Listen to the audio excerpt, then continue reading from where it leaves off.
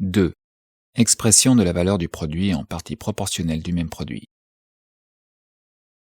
Reprenons l'exemple qui nous a servi à montrer comment le capitaliste transforme son argent en capital. Le travail nécessaire de son fileur se montait à 6 heures, de même que le surtravail. Le degré d'exploitation du travail s'élevait donc à 100%. Le produit de la journée de 12 heures est 20 livres de filet d'une valeur de 30 shillings. Pas moins des 8 dixièmes de cette valeur, ou 24 shillings, sont formés par la valeur des moyens de production consommés, des 20 livres de coton à 20 shillings, des broches à 4 shillings, valeur qui ne fait que réapparaître. Autrement dit, 8 dixièmes de la valeur des filets consistent en capital constant. Les 2 dixièmes qui restent sont la valeur nouvelle de 6 shillings engendrée pendant le filage, dont une moitié remplace la valeur journalière de la force de travail qui a été avancée, c'est-à-dire le capital variable de 3 shillings, et dont l'autre moitié forme la plus-value de 3 shillings. La valeur totale de 20 livres de filet est donc composée de la manière suivante.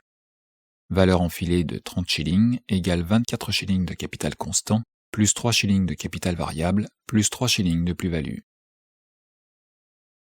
Puisque cette valeur totale se représente dans le produit de 20 livres de filet, il faut que les divers éléments de cette valeur puissent être exprimés en partie proportionnelle du produit. S'il existe une valeur de 30 shillings dans 20 livres de filet, 8 dixièmes de cette valeur, ou sa partie constante de 24 shillings, existeront dans 8 dixièmes de produit, ou dans 16 livres de filet. Sur celle-ci, 13 livres un tiers représentent la valeur de la matière première, des 20 livres de coton qui ont été filés, soit 20 shillings, et 2 livres de tiers, la valeur des matières auxiliaires et des instruments de travail consommés, broches, etc., soit 4 shillings. Dans 13 livres un tiers de filet, il ne se trouve à vrai dire que 13 livres un tiers de coton d'une valeur de 13 shillings un tiers. Mais leur valeur additionnelle de 6 shillings de tiers forme un équivalent pour le coton contenu dans les 6 livres de tiers de filet qui restent.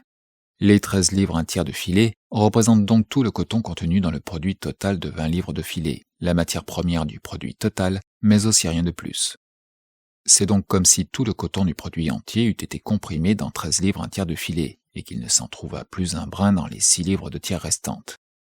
Par contre, ces 13 livres un tiers de filet ne contiennent dans notre cas aucun atome ni de la valeur des matières auxiliaires et des instruments de travail consommés, ni de la valeur nouvelle créée par le filage. De même, les autres 2 livres de tiers de filet, qui composent le reste du capital constant, soit 4 shillings, ne représentent rien autre chose que la valeur des matières auxiliaires et des instruments de travail consommés pendant tout le cours de la production. Ainsi donc, 8 dixièmes du produit ou 16 livres de filet, bien que formés en tant que valeur d'usage par le travail du fileur, tout comme les parties restantes du produit, ne contiennent dans cet ensemble pas le moindre travail absorbé pendant l'opération même du filage. C'est comme si ces 8 dixièmes s'étaient transformés en filet sans l'intermédiaire du travail, et que leur forme filet ne fut qu'illusion. Et en fait, quand le capitaliste les vend 24 shillings et rachète avec cette somme ses moyens de production, il devient évident que 16 livres de filet ne sont que coton, broches, charbon, etc. déguisés. D'un autre côté, les 2 dixièmes du produit qui reste, ou 4 livres de filet, ne représentent maintenant rien autre chose que la valeur nouvelle de 6 shillings produite dans les 12 heures qu'a duré l'opération. Ce qu'ils contenaient de la valeur des matières et des instruments de travail consommés leur a été enlevé pour être incorporé aux 16 premiers livres de filet. Le travail du fileur, matérialisé dans le produit de 20 livres de filet, est maintenant concentré dans 4 livres, dans 2 dixièmes du produit. C'est comme si le fileur avait opéré le filage de ces 4 livres dans l'air, ou bien avec du coton et des broches qui, se trouvant là gratuitement, sans l'aide du travail humain, n'ajouteraient aucune valeur au produit. Enfin, de ces 4 livres de filet, où se condense toute la valeur produite en 12 heures de filage, une moitié ne représente que l'équivalent de la force de travail employée, c'est-à-dire que les 3 shillings de capital variable avancé, l'autre moitié que la plus-value des 3 shillings. Puisque 12 heures de travail du fileur se matérialise en une valeur de 6 shillings, la valeur des filets montant à 30 shillings représente donc 60 heures de travail. Elles existent dans 20 livres de filet, dont 8 dixièmes ou 16 livres sont la matérialisation de 48 heures de travail qui ont précédé l'opération du filage, du travail contenu dans les moyens de production des filets, et dont 2 dixièmes ou 4 livres de filet sont la matérialisation des 12 heures de travail dépensées dans l'opération du filage. Nous avons vu plus haut comment la valeur totale des filets égale la valeur enfantée dans leur production plus les valeurs déjà préexistantes dans leurs moyens de production. Nous venons de voir maintenant comment les éléments fonctionnellement différents de la valeur peuvent être exprimés en partie proportionnelle du produit.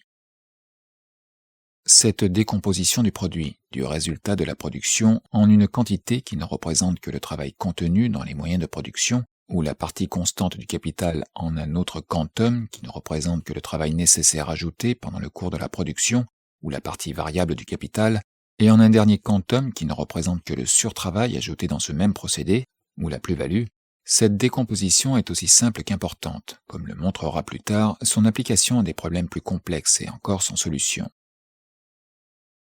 Au lieu de décomposer ainsi le produit total obtenu dans une période, par exemple une journée, en quote-parts représentant les divers éléments de sa valeur, on peut arriver au même résultat en représentant les produits partiels comme provenant de quote-parts de la journée de travail.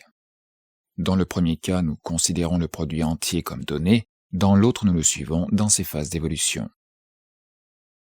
Le fileur produit en 12 heures 20 livres de filet, en 1 heure par conséquent 1 livre 2 tiers, et en 8 heures 13 livres 1 tiers. C'est-à-dire un produit partiel valant à lui seul tout le coton filé pendant la journée.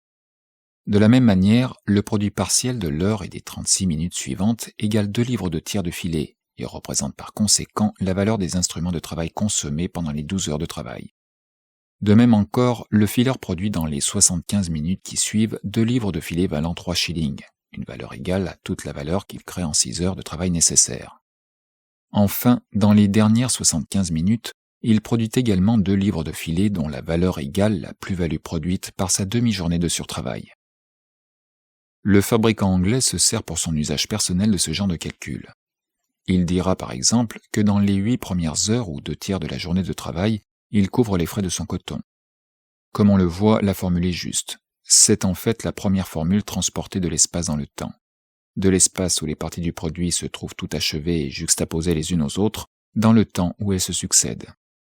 Mais cette formule peut en même temps être accompagnée de tout un cortège d'idées barbares et baroques, surtout dans la cervelle de ceux qui, intéressés en pratique à l'accroissement de la valeur, ne le sont pas moins en théorie à se méprendre sur le sens de ce procès.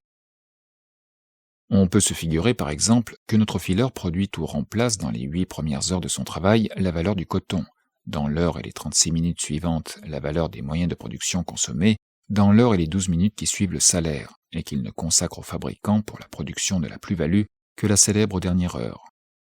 On attribue ainsi au fileur un double miracle, celui de produire coton, broche, machine à vapeur, charbon, huile, etc., à l'instant même où il file au moyen d'eux, et de faire ainsi d'un jour de travail 5.